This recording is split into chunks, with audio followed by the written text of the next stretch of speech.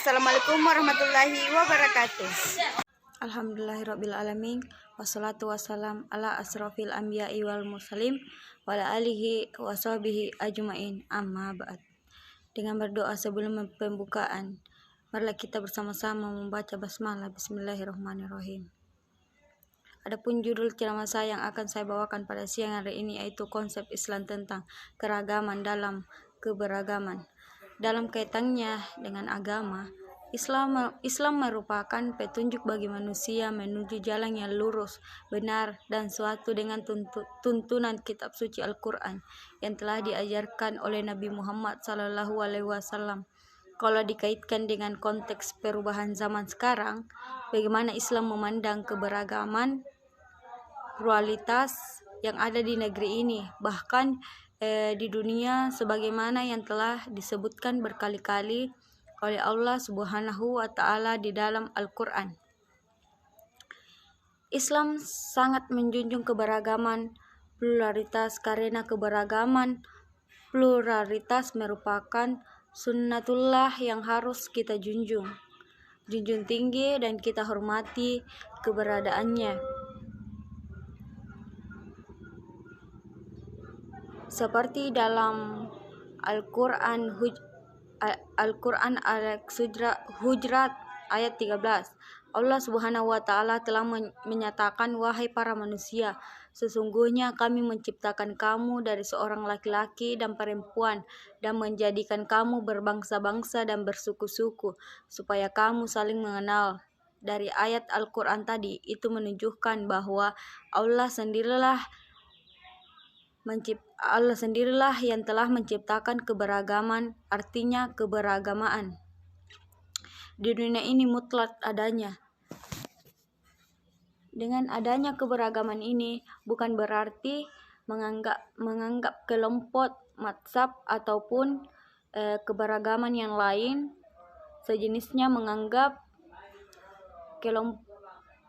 kelompok hanyalah yang paling benar. Yang harus kita ketahui di sini adalah keberagaman sudah ada sejak zaman para sahabat, yaitu ketika Nabi wafat. Para sahabat saling mengklaim dirinya lah yang pantas untuk menjadi pengganti Nabi. Ajaran Islam mengutamakan persaudaraan atau ukhuwat dalam menyikapi keberagaman. Istilah ukhuwat dijelaskan dalam Al-Quran ayat Al-Hujurat ayat 49. Sesungguhnya orang-orang mukmin adalah bersaudara, karena itu damaikanlah antara kedua saudaramu dan bertawakallah kepada Allah supaya kamu mendapat rahmat. Ketegasan syariah Islam memberikan gambaran betapa perhatiannya Islam terhadap permasalahan keberagaman dengan mengutamakan persaudaraan, keharmonisan dan perdamaian. Beberapa hadis memberikan perumpamaan bahwa sesama muslim diibaratkan satu tubuh. Perumpamaan kaum mukmin dalam sikap saling mencintai, mengasihi, dan menyayangi seumpama tubuh. Jika satu tubuh anggota sakit, maka anggota tubuh yang lain akan susah tidur atau merasakan demam.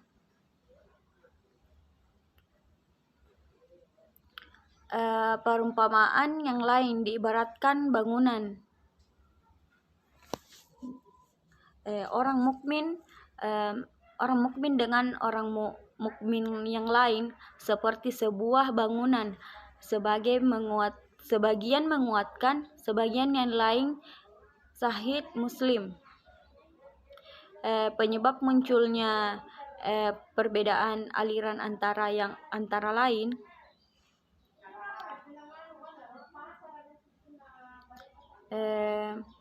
adanya pergolakan politik dalam negeri. 2. Mengalirnya pemikiran non-muslim. 3. Akibat proses perubahan kultural dan politik dari masyarakat tradisional ke modern dan dari politik regional. Kedua,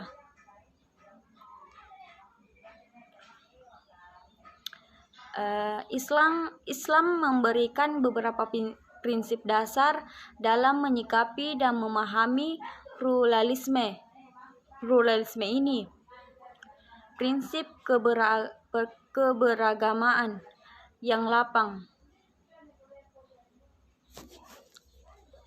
Salah satu masalah yang serius dalam menyikapi keberagamaan adalah masalah klaim kebenaran, padahal untuk mencapai kepasrahan yang tulus kepada Tuhan, makna generik dari kata Islam diperlukan suatu pemahaman yang sadar dan bukan hanya ikut-ikutan. Oleh sebab itu, sikap kelapangan dalam mencapai kebenaran ini bisa dikatakan sebagai makna terdalam keislaman itu sendiri.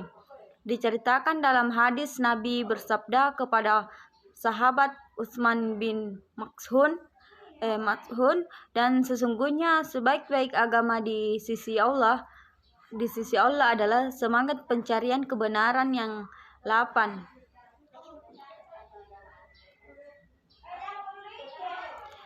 Dua, keadilan yang objektif.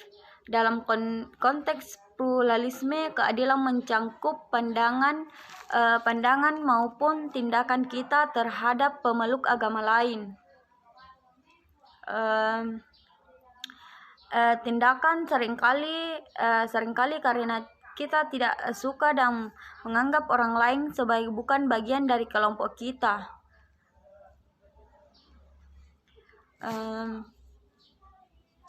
Maka kita bisa berbuat tidak adil terhadap mereka dalam memutuskan hukum, interaksi sosial maupun hal-hal lain.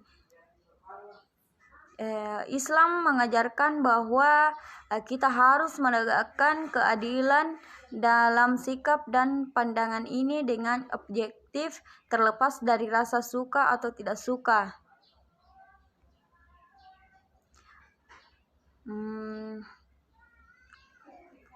Sekian dari